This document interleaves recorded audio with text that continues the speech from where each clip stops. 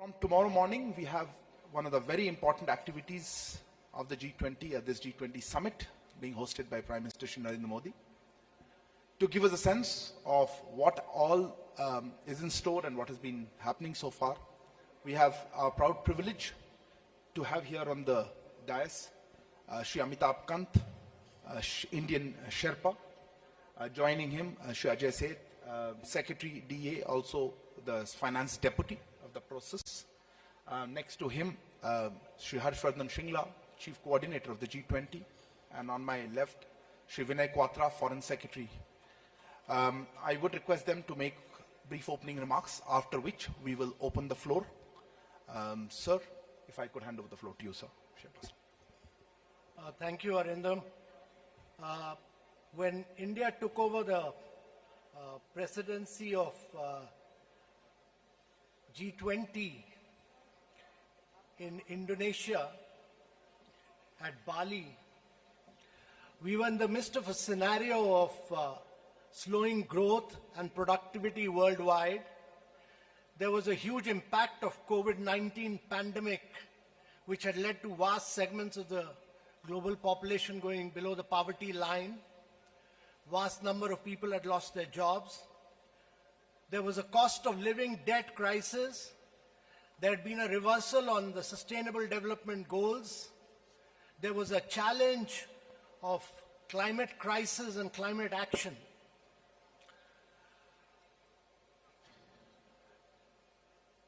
At that point, India felt that we should start our presidency with the theme of Vasudhaiva Kutumbakam. That is, the world is one family. We are one earth, one family, and we should have one future. And the Prime Minister, who's the leader of G20 from India, and I act as his Sherpa, he said that our presidency, India's presidency, should actually be inclusive, it should be ambitious, it should be decisive, and it should be action-oriented. And these are the four principles on which we have worked. And I can assure you that we have lived up to his vision of being inclusive, ambitious, action-oriented, and very, very decisive during our presidency. During this presidency, we had some broad priorities with which we started. And these priorities were very critical for the global world.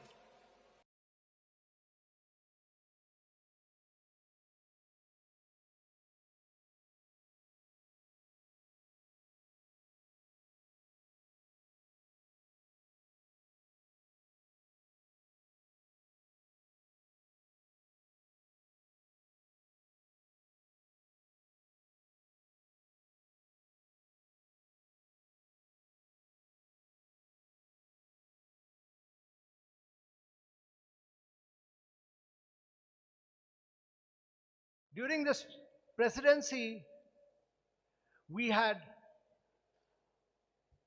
some broad priorities with which we started. And these priorities were very critical for the global world. First of which, that at a point of time when the 1/3 of the world is facing a recession, we should drive bold, sustainable, strong, and inclusive growth. The second key priority for us was to have accelerated sustainable development goals, because only 12 of the 169 SDGs are on track, and we are way behind the schedule. We are midway at the 2030 action point, but we are way behind, and therefore accelerating SDGs, improving learning outcomes, health outcomes, nutrition, all these were very critical for India's presidency. Thirdly, we wanted the world to take the lead on green development in the context of climate action and climate finance. And there were several components of this which we wanted to drive. And therefore, green development, climate action, climate finance was our third priority. And because both SDGs and climate action require finance, particularly for developing and emerging markets in the global south, it was critical that we focus on multilateral institutions of the 21st century, how to redesign and reform them. And our view was that global south, developing countries, emerging markets, which has been a very, very key component of India's presidency, must be able to get long-term financing and must be able to use new instruments for financing to drive both SDG and climate finance. So the fifth priority of India's presidency was that we must have technological development and digital public infrastructure. Because if we have to lift vast segments of the population, if we have to make a difference to the global south, technology will be the key driver. And most of the innovations in the world have come from the big tech in the West, and even in China they've come from big tech. But India has created a very unique model of digital public infrastructure, which is open source, open API, is interoperable, and has enabled digital identity for every citizen, has enabled bank account for every citizen, has enabled everyone to do fast payments, has enabled everyone to improve learning outcomes and health outcomes. And during the COVID, we were able to do 2.2 billion COVID vaccinations. And therefore, technological development and how to use digital public infrastructure to drive growth, when 4 billion people of the world do not have digital identity, about 3 billion people do not have bank accounts, and over 133 countries do not have fast payments. That was critical from India's priorities perspective. And the last key priority, which the Prime Minister elucidated and which he felt very strongly about, was women-led development, to bring women-led development, to bring women empowerment and gender equality. So these have been the 6 key priorities of India on which we have worked. We started our presidency on which the Foreign Secretary will talk about, with a meeting of the Voice of the Global South. We got the perspective of 125 leaders, and then we remained focused on the perspective of the Global South and the requirements of the developing countries. And the New Delhi Leaders' Declaration, which many of you will see post the summit, you will see it as a voice of the Global South and the developing countries. No document in the world would have such a strong voice for the Global South and the developing countries as the New Delhi Leaders' Declaration. And therefore, the Prime Minister's vision of India's G20 presidency being a very inclusive presidency has been our aim. There's been a huge scale and reach of India's presidency.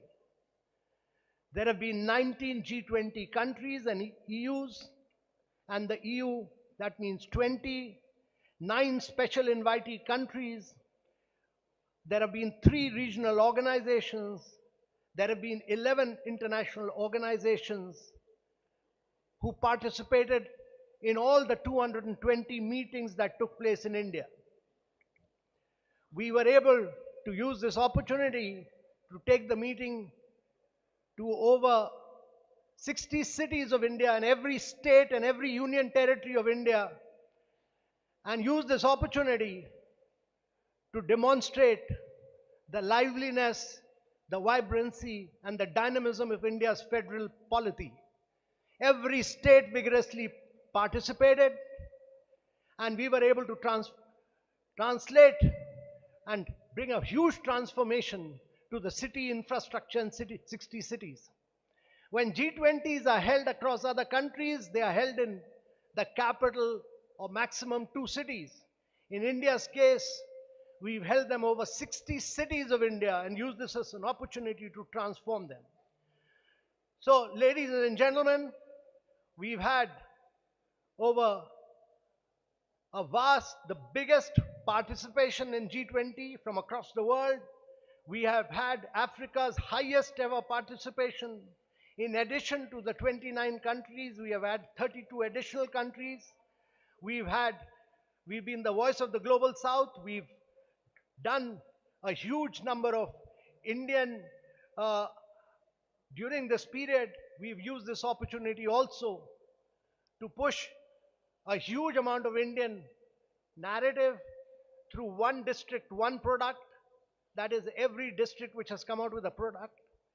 Focused, that was the only gift we gave to all the visitors who came during our presidency so that we could have an impact on the lives of our artisans. We have focused on millets, which is critical from the viewpoint of sustainability of agriculture. We have focused on achievements of India as a mother of democracy, as focused on the digital transformation and digital public infrastructure. So with these few words, ladies and gentlemen, I can assure you that our presidency has been inclusive, decisive, and action-oriented. Our New Delhi leaders' declaration is almost ready. I would not like to dwell on it because this declaration will be recommended to the leaders, and the leaders will then accept it. And only after it has been accepted by the leaders, we'll be able to talk about the actual achievements of this declaration. With these few words, I'll conclude. Thank you very much. Thank you very much, sir. May I now hand over the floor to Shri Ajay Seth, Finance Deputy, sir. Good afternoon to all.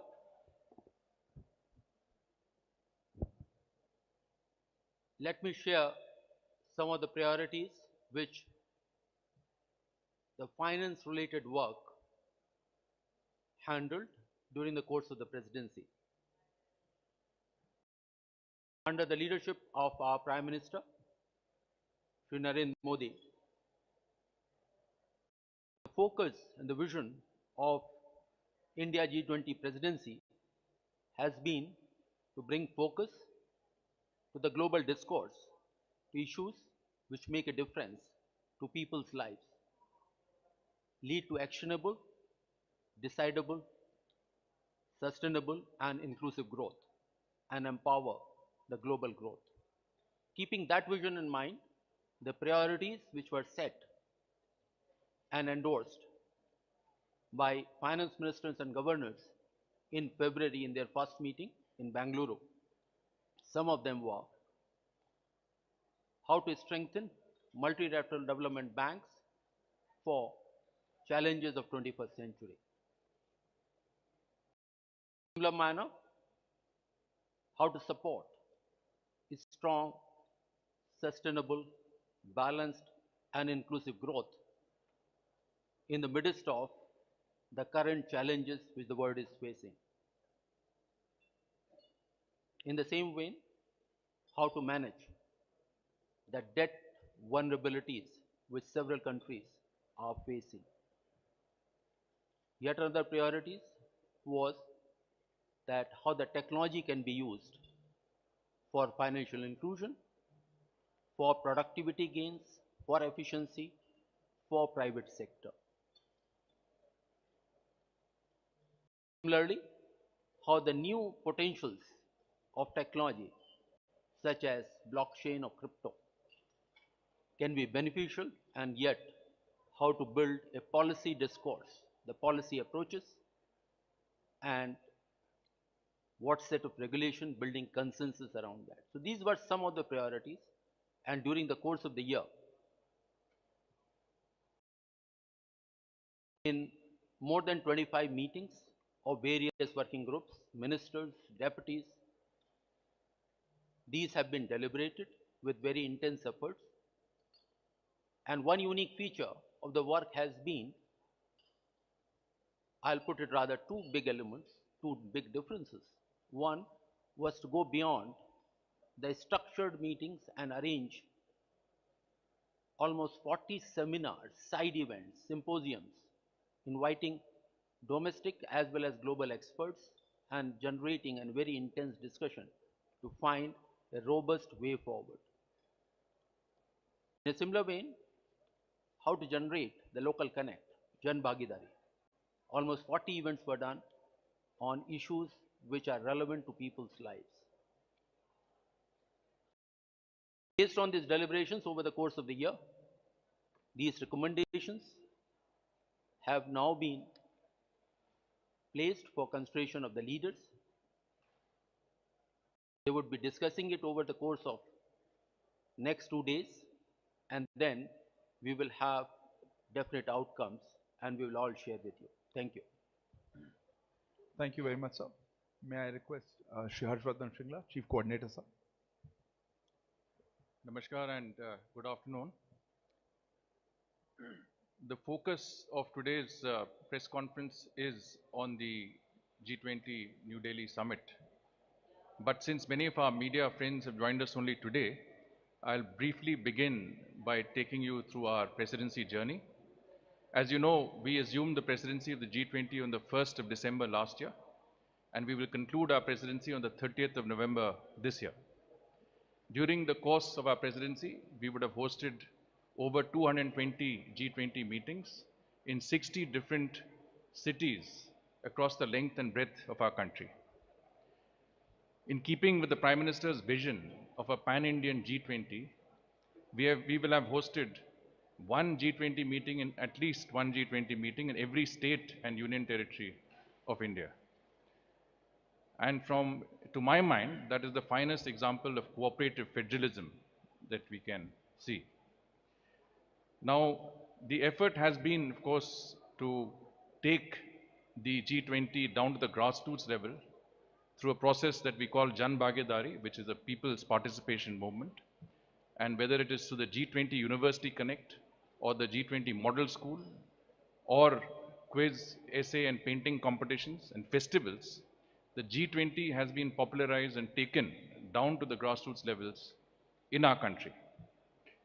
We have also looked at the G20 as an opportunity to highlight and showcase India's rich cultural heritage and diversity and our tourism potential.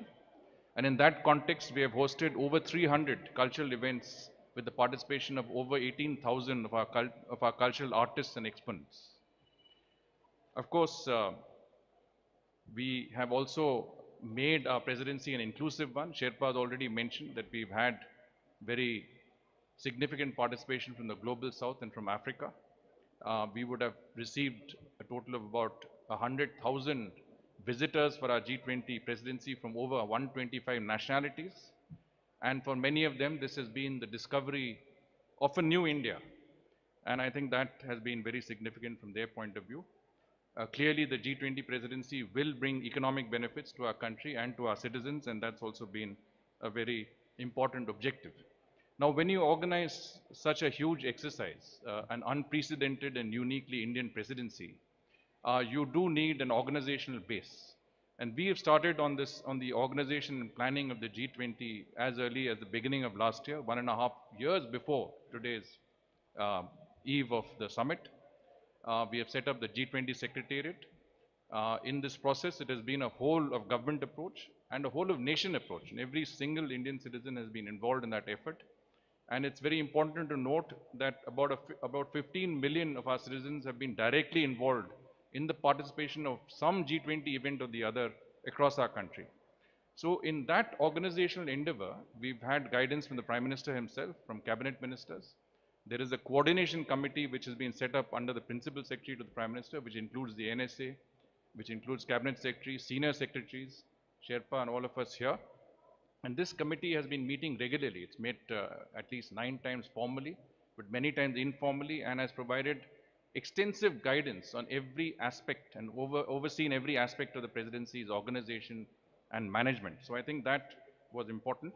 Now, on the summit itself, of course, Foreign Secretary and Sherpa will take you through the program elements, but it's important for you to know what else is there and what are the activities and exhibitions and other events which are within the Bharat Mandapam, within the G20 Summit complex. Of course, the media center is one that you have seen. Both halls 4 and 5 have been earmarked for the media center. We expect to host between 2,000 and 3,000 international and domestic media here. It will be a state-of-the-art media center with over 1,300 workstations, high-speed internet, and Additional Secretary XP would have communicated to you the other aspects of this media center. There is an emphasis on the cultural aspects of our presidency as well.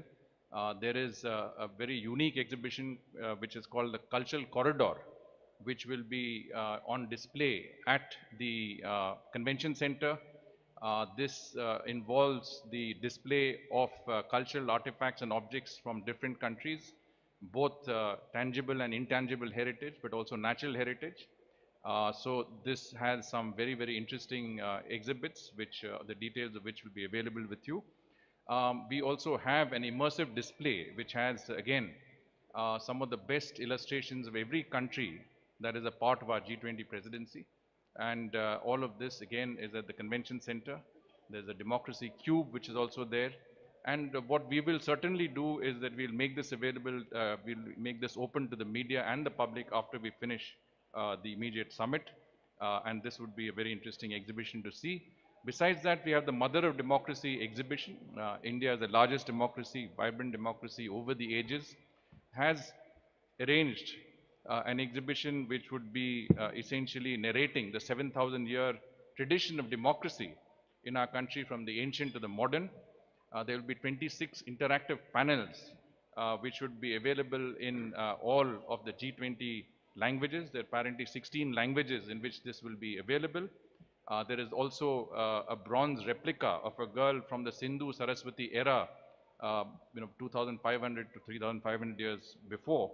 And this is a very unique part of the exhibition, at the center of the exhibition. And there will also be someone who will greet everybody. It's artificial intelligence driven, so it's a technology oriented platform. And of course, the person who will greet will also provide an introduction to India's age-old democratic traditions in their respective languages. You are also aware that we will have, at the time of the dinner that will be hosted tomorrow by our president, there will be a musical ensemble which will play in the background. This, of course, will represent, again, musicians from all parts of our country, but it will also include musical traditions of every nature, whether it's Hindustani, Carnatic, folk, bhajans. Every aspect of music in our country will be covered by these 77 musicians, who would also include young students, people who have some disabilities, but also people who are from different walks of life across our country. They will also be displaying some very rare instruments, musical instruments, which are hardly ever seen or played in our country, but this is something that is an opportunity for us to see so many rare instruments coming together in this particular area. Now, there will be a strong emphasis on technology, especially technology that is linked to public, digital public infrastructure.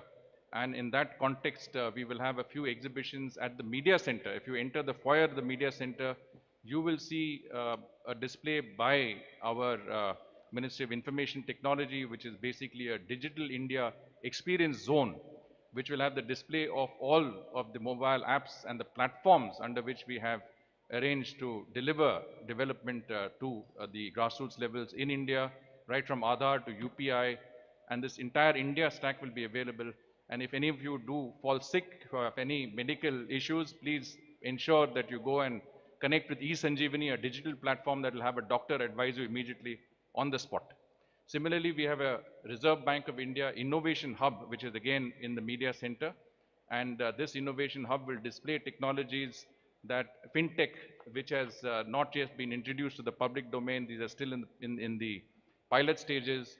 One of them is the central bank digital currency, through which even international media who are here, who don't have bank accounts in India, will be able to get some money in their mobile wallets and will be able to use that digitally to buy products in our crafts mela, which will be in the adjoining hall, hall number 3. And this crafts mela will also, each stall of the crafts mela, which represents a different state or union territory of India, displaying, as Sherpa mentioned, the ODOP products and geographical indicator products, will have a QR code compatible with your mobile wallet, the digital currency, and with the UPI. We will also have a frictionless credit display, which basically again is that cutting edge technology under which any credit to be given, say to our farmers, the information relating to that would be immediately available on your mobile phone or your iPad, from the land records to your Aadhaar to your previous credit history. And this will enable credit to be given within a few minutes of time with each. I'll stop here. I'm sure there are many other things, but we will stop here. Thank you. Thank you very much, sir. May I hand over to Foreign Secretary Vinay Kwatra. Thank you very much, and good afternoon to friends from the media, both domestic and international. I have 6 brief points to make, besides what has already been shared by my colleagues, senior colleagues, Sherpas, Chief Coordinator and Secretary, Department of Economic Affairs. Point number first, if you really want to get a sense of India's vision, priorities and approach to the G20 presidency, I would encourage all of you to read the op-ed that the Honorable Prime Minister of India has written yesterday. It captures, it distilled a sense of how India envisions and looks at the ongoing G20 presidency of India. 2, the coming together of the 41 heads of delegations, heads of state, government, heads of international organization in India starting yesterday is under Prime Minister's personal leadership and direction. It is essentially a celebration of the coming together of the G20 family. And as our Sherpa mentioned earlier, it's the largest ever participation of the Global South in India. 3, whether it concerns India's national priorities with regard to G20 or the priorities of G20 countries as a collective, as also the concerns and interests of the Global South. The specifics of the agenda which the Sherpa and the Department of Economic Affairs Secretary mentioned, they have been structured in a most inclusive and the harmonious concepts of one earth, one family, one future. 4th, very briefly with regard to the program of the G20 Summit, the summit official conference program is structured around 2 sessions. First one Earth, starting tomorrow morning, One Family tomorrow afternoon, and One Future in the morning of the 10th. Besides 3 sessions of the conference, there would also be a couple of sideline events which are currently being structured involving India and other heads of the state who are visiting us here. 3rd, a dinner by the Honorable President of India tomorrow. 4th, a visit to the Rajghat to pay homage to Mahatma Gandhi.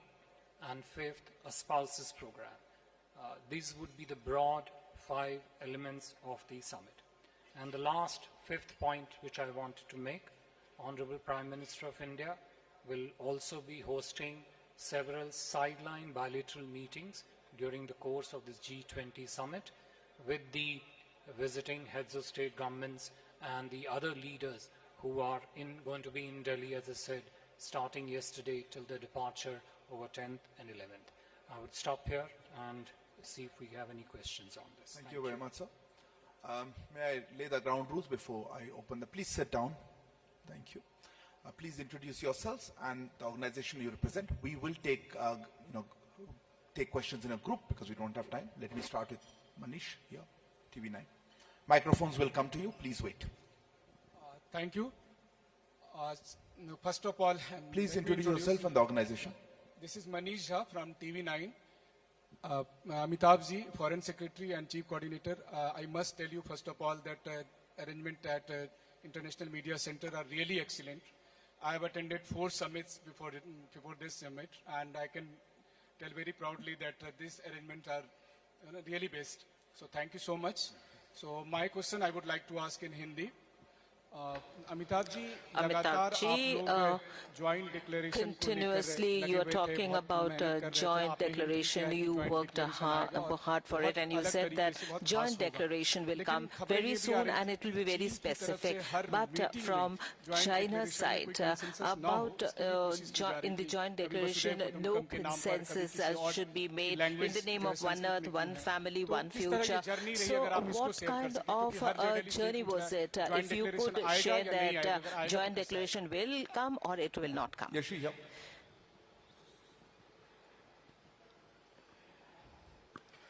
This is Yeshi Seli from the New Indian Express. I'd like to know, Yeshi Seli from the New Indian Express. I'd like to know who's representing African Union. Is it Wacky Sol for the G20? And is the G20 officially going to be Yeshi, you're not audible. Could you repeat again? Can you hear me now? Yeah. So this is Yeshi Seli from the New Indian Express. I'd like to know who is representing the African Union for the summit, and is the G20 officially going to be called G21 after the conclusion of the summit? Okay. Siddhant.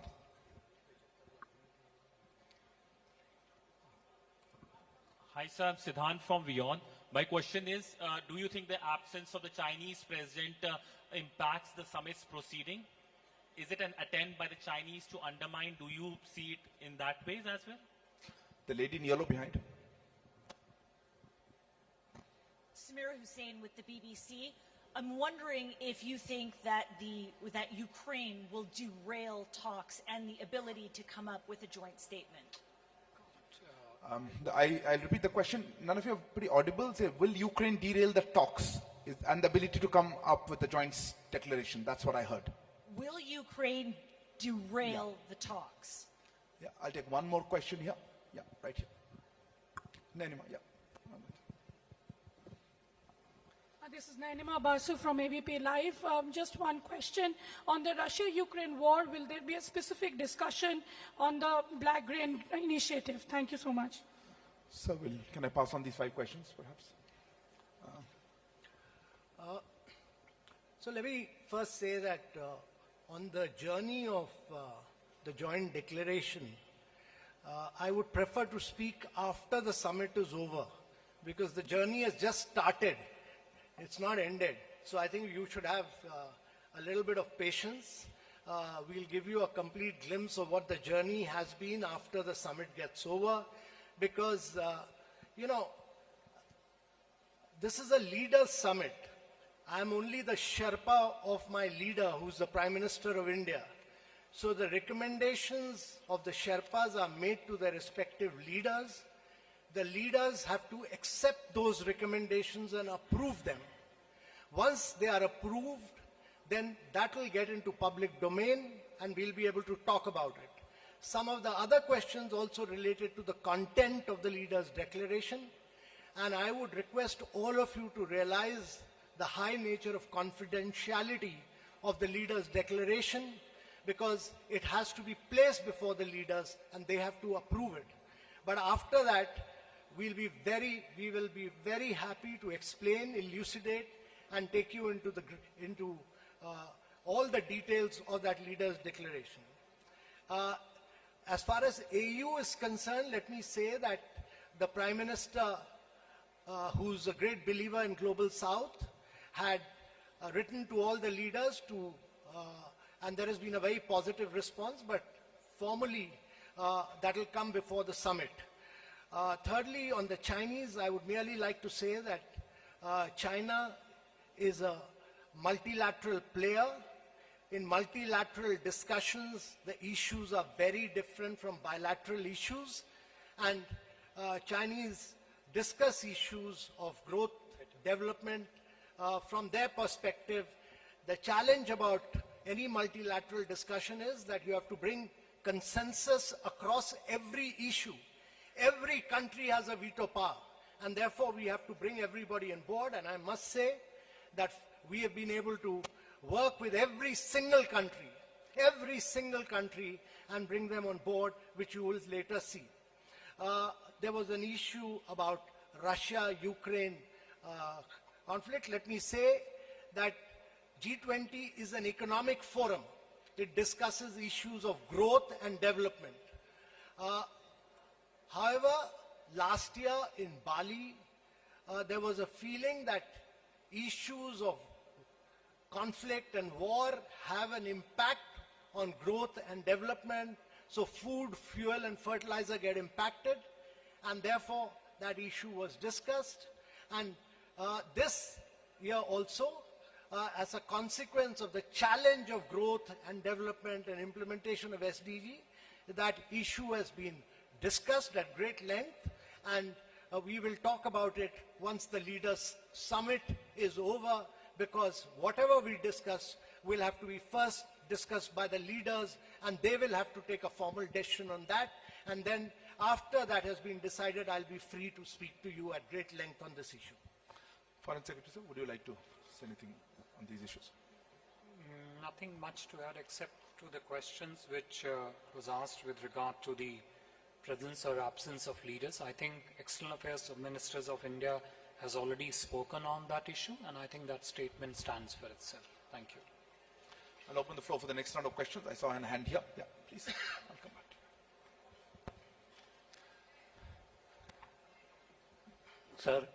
Sir, this is Mukesh Kaushik from Dainik Bhaskar. This way, center. Foreign Secretary, sir, for the first time, Chinese president is not taking part in G20. Have they provided any reason for his skipping this summit? And do you think that his absence is playing a spoiler, as Jack Sullivan put it? Yeah, a question there. Yeah, please. Yes, ma'am. Go ahead. Microphone's not working. Yeah. Runjhun Sharma, India correspondent for RT Russia Today. My question's for Mr. Kant. How would you say the response, rather negotiations, are going for the inclusion of African Union into the bloc? Also, how do you think we'll limit ourselves to one question. Sorry, just don't have time. Yeah, Saurabh.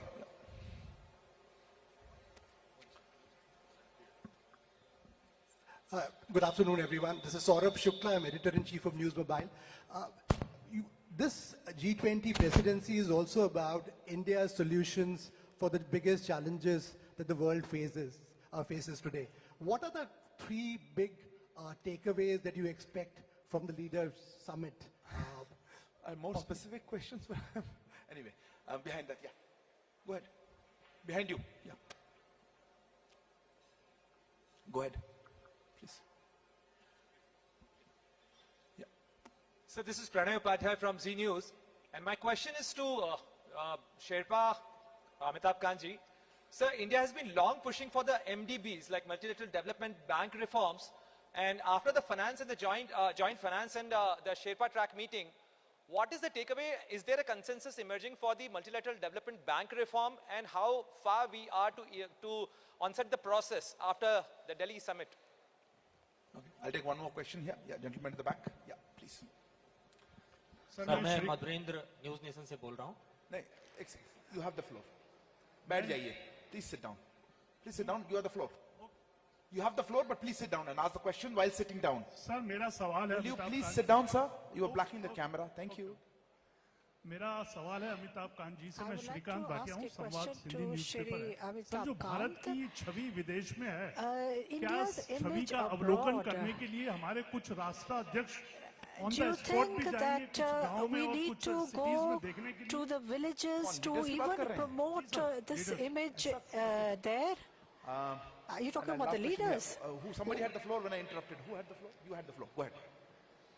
Hi sir, my name is Ashok Raj from ANI. I have a question regarding to this event, but my question addressed to Mr. Shringla ji. That how do we coordinate such massive effort, and what were the organization structure changes? I'll take this round of questions, sir. Finance Secretary, sir, perhaps on the MDBs, sir. Would like to answer? Why don't you answer now?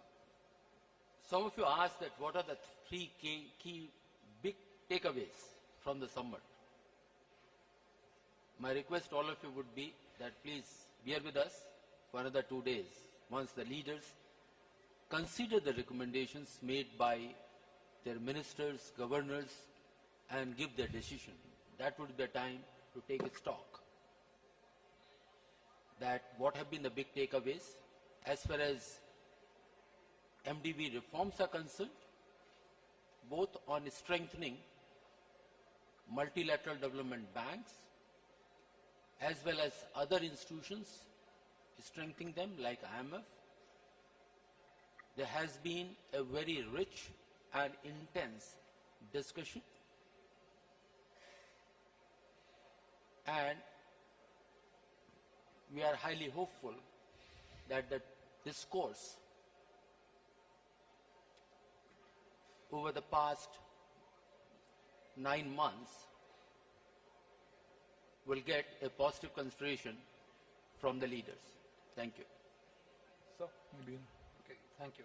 Look, I have already responded to the question on the presence or absence of certain leaders from the summit, and I mentioned that External Affairs Minister of India has already responded to that question.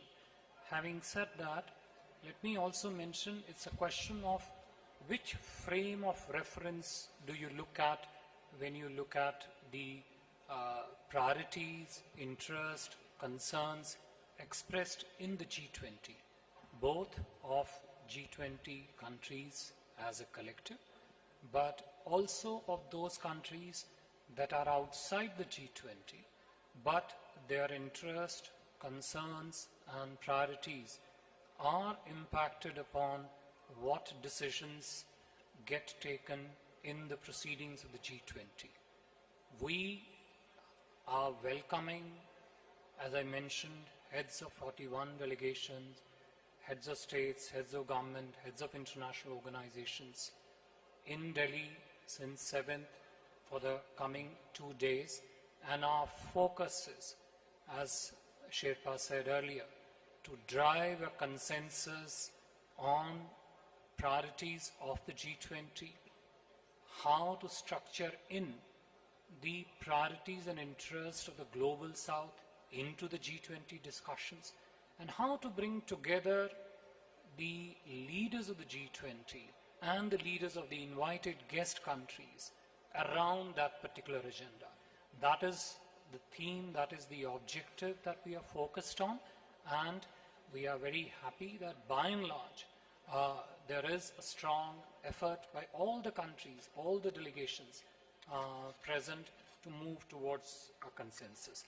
With regard to the African Union, Sherpa sir has already said that Honorable Prime Minister wrote a letter to all countries of the G20 proposing that African Union be included as a full member of the G20.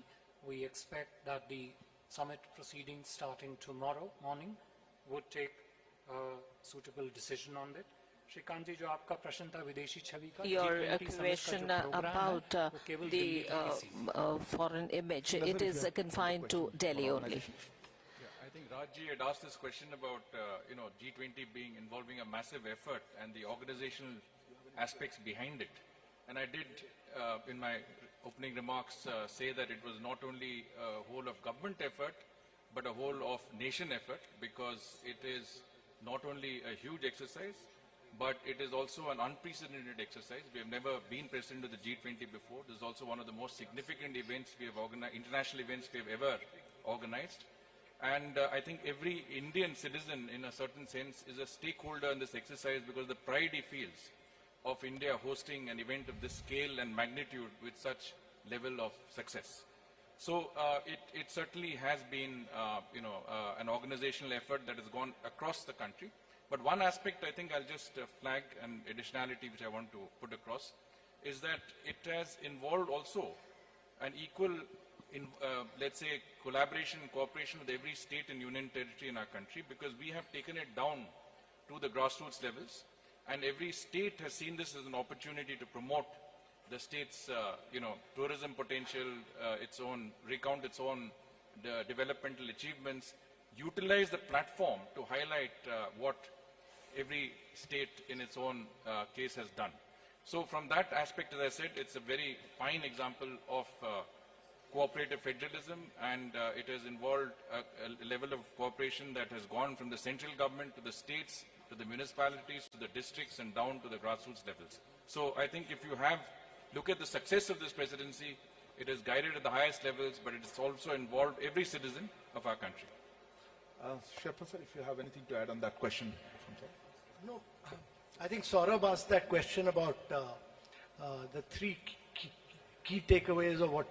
Well, let me tell you that India has tried to build a huge India narrative to the G20. You will see this in the New Delhi Leaders' Declaration, whether India has been the voice of the Global South, whether India has been the spokesperson of the developing countries, whether we've brought in the huge amount of technological development that India has done through the digital public infrastructure. But I would suggest that it's not just three, but there are enormous number of lessons which come out of it, but you will have to wait for the leaders' declaration to emerge. And you will then realize that it's that India will leave a huge imprint. Thank you, sir. Tripti? So we can't accommodate everybody, sorry. Yeah, go ahead. The Wall. Microphone, please. From the Wall Closer, Street please. Journal. Yeah. Hi, my question is about, so in addition to China and Russia's leadership not being here, we've also seen them coordinating at other forums, be that BRICS or elsewhere, that India is also part of. Do we see that there is a bifurcation, China, Russia on the one side coordinating more, and does that mean that the space for broad-based multilateral cooperation is shrinking? Neeraj, at the back. Sir, Neeraj, who News 18 India से I'm Neeraj from News 18 and India, and my question is to Shri Amitabh Kant. After the last year's G20 Summit, there was an outcome declaration that when we had the meeting of the finance ministers, there was no final outcome because there was opposition from Russia and China, and therefore they had changed. It seemed as if they had changed their minds after the Bali summit. So do you think that because of Ukraine, there will be no outcome declaration? Sir, this is Sridhar from the Asian Age. Sir, you mentioned that the New Delhi declaration is almost ready. Are we to assume that the consensus has been achieved on all issues? And will there be a separate chair's summary which will be issued at the end of the summit along with the joint communique? Will there be a separate chair's summary? Thank you. Vishnu? Yeah.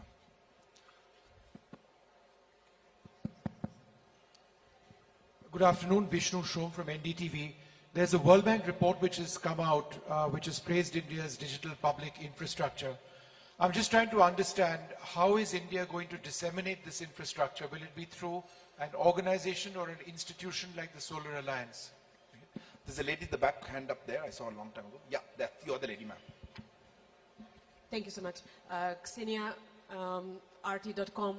A question is, since we discussed the global growth, has the issue of developed countries imposing unilateral sanctions been discussed, or the responsibility for imposing such sanctions which affects the global growth and especially the undeveloped countries? Has this been discussed as well, and will this figure in the communique probably? Question here, yeah, you. Reporter for Shanghai Media Group. So, close the microphone. Reporter from Shanghai Media Group.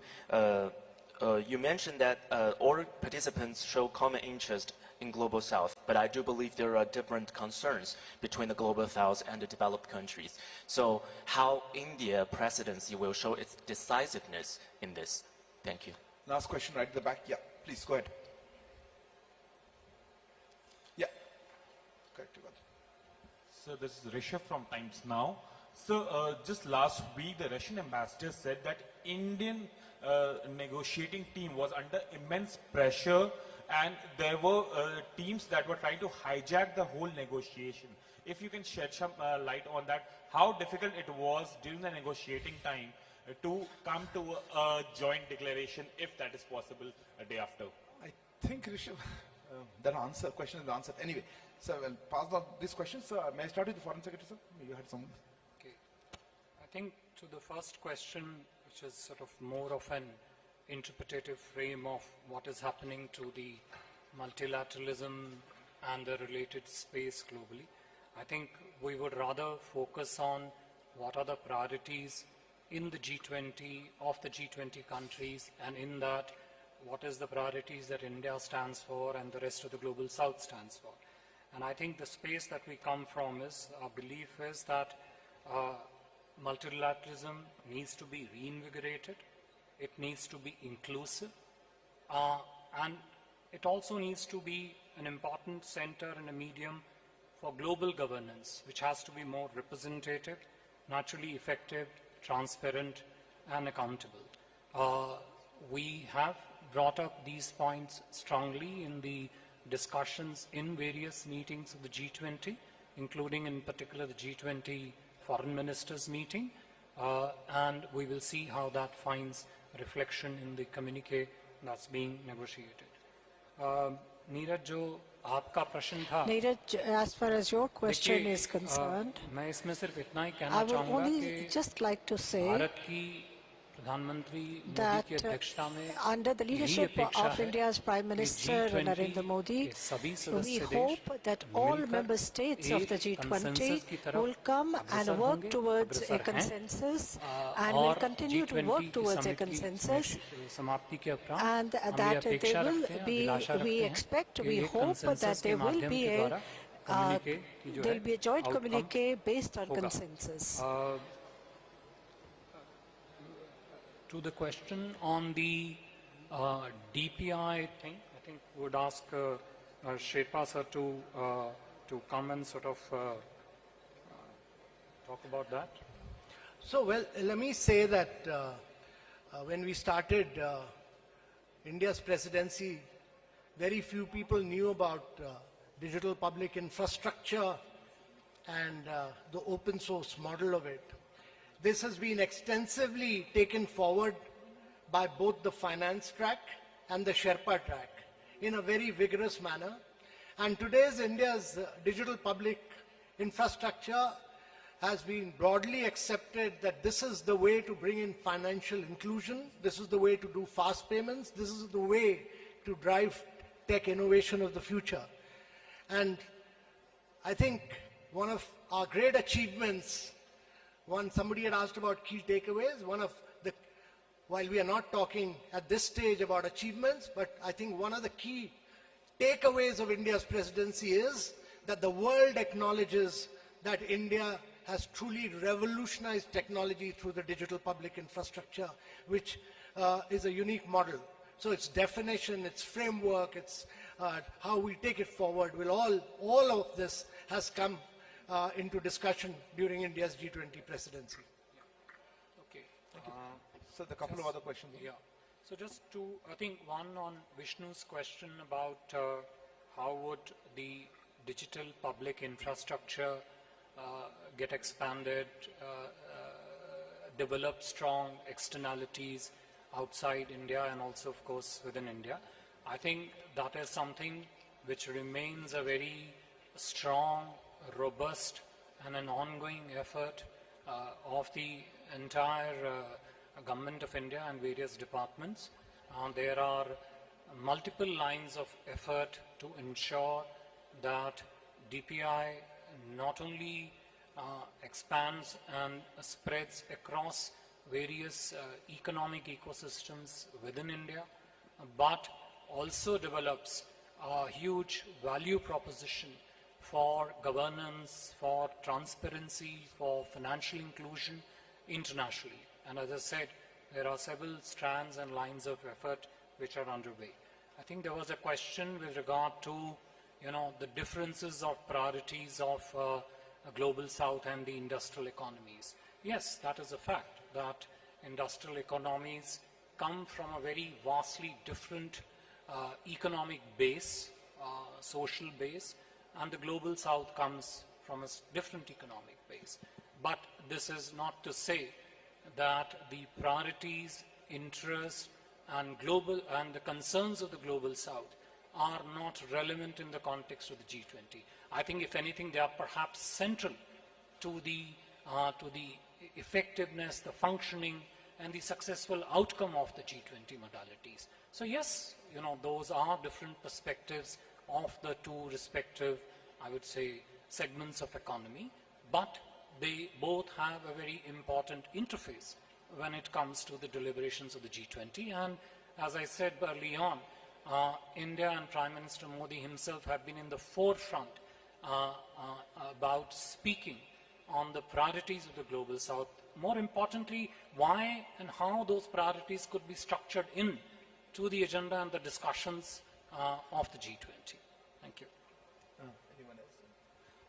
Thank you very much for joining us. We're just completely out of time. Thank you all to members on the dais. Thank you all for joining us here. We will now see you on Sunday for the end of presidency presser. Thank you.